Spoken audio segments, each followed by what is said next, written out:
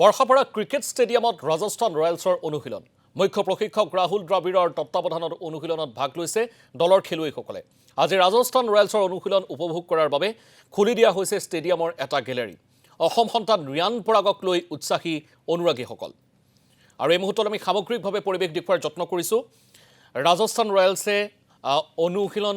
চলাইছে আৰু এই মুহূৰ্তত সতীৰ্থ পুলক মহন্ত আছে আমাৰ সৈতে পুলক মহন্ত মই আপোনাৰ কাষলৈ যাব বিচাৰিছোঁ পৰিৱেশটো দেখুৱাওক এই মুহূৰ্তত উপস্থিত আছো এছিএ ক্ৰিকেট ষ্টেডিয়ামত আৰু এক প্ৰকাৰ ক'বলৈ কিন্তু যদিও খেল নাই কিন্তু দেখিবলৈ পোৱা গৈছে যে IPLৰ মেচ চলি থকা সদৃশ এক পৰিৱেশ আমি দেখিবলৈ পাইছোঁ এই মুহূৰ্তত বৰ্ষাপাৰা ষ্টেডিয়ামত কাৰণ মোৰ পাছফালে যিটো দৃশ্যাংশ আপোনালোকে দেখিব বিৰোধী দিদক আছে তেওঁ সেই পৰিৱেশটো দেখুৱাব এক প্ৰকাৰ গোলাবী হৈ পৰিছে আজি তাৰিখত আৰু ৰাজস্থান ৰয়েলছৰ যিটো দ্বিতীয়খন তেওঁলোকৰ এখন হোম গ্ৰাউণ্ড হয় আৰু দুখনকৈ মেচ এইবাৰ ইয়াত অনুষ্ঠিত হ'ব প্ৰথমখন মেচ যিহেতু ৰাজস্থান ৰয়েলছ ভাৰ্চেছ KKRৰ ভিতৰত হ'ব আৰু দ্বিতীয়খন যিখন মেচ সেইখন হ'ব ৰাজস্থান ভাৰ্চেছ চেন্নাই গতিকে যথেষ্ট সংখ্যক ক্ৰীড়া অনুৰাগ দৃষ্টি নিবদ্ধ হৈ আছে দুইখন খেলক লৈ কিন্তু আজিৰ তাৰিখত খেল অনুশীলন চাবলৈ আচলতে যথেষ্ট সংখ্যক লোক ওলাই আহিছে কাৰণ দৰ্শকৰ বাবে আজি বিনামূলীয়া প্ৰৱেশ দিয়া হৈছিলে যি অনুশীলন চলি আছে 17 তাৰিখৰ পৰা সেই অনুশীলনৰ আজি যিসকল দৰ্শক তেওঁলোকক প্ৰৱেশ দিয়া হৈছে আৰু দেখা পোৱা গৈছে যথেষ্ট সংখ্যক দৰ্শক গুৱাহাটীৰ বিভিন্ন প্ৰান্তৰ পৰা আহিছে তেওঁলোকে যি অনুশীলন সেয়া অনুশীলন চাইছে আৰু উপভোগ কৰিছে প্ৰিয় তেওঁলোকৰ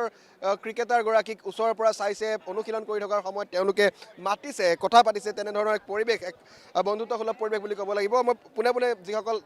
আহিছে বিভিন্ন প্ৰান্তৰ পৰা ক্ৰীড়া অনুৰাগী তেওঁলোকৰ কাষলৈ আহিছোঁ জানিবলৈ যত্ন কৰিম ক'ৰ পৰা আহিছে আৰু এইবাৰ 2025 চনৰ টাটা IPLক লৈ তেওঁলোকৰ কেনেধৰণৰ আশা কাৰণ দুখনকৈ হাই ভল্টেজ মেচ হ'ব গুৱাহাটীৰ বৰ্ষাপাৰা ষ্টেডিয়ামত মই প্ৰথমতে জানিম কেনেকুৱা লাগিছে চাই বঢ়িয়া ক'ৰ পৰা অহা হৈছে আমি পানী খাইটি পৰা আহিছোঁ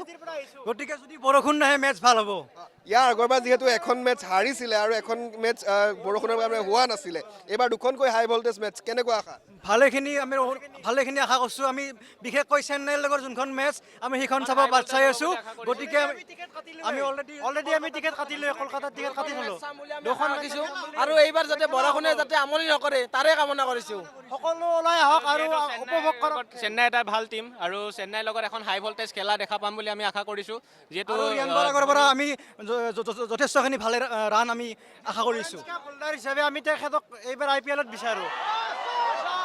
আৰু এয়া যিহেতুকে অনুশীলন চলি আছে খুব সুন্দৰ আচলতে যি খেল সেয়া তেওঁলোকে চাই আছে অনুশীলন প্ৰিয় ক্ৰিকেটাৰগৰাকীক তেওঁলোকে ওচৰৰ পৰা যিহেতু নিশ্চয় পাইছে পুলক মহন্ত এই মুহূৰ্তত আপোনাক ধন্যবাদ জনাইছোঁ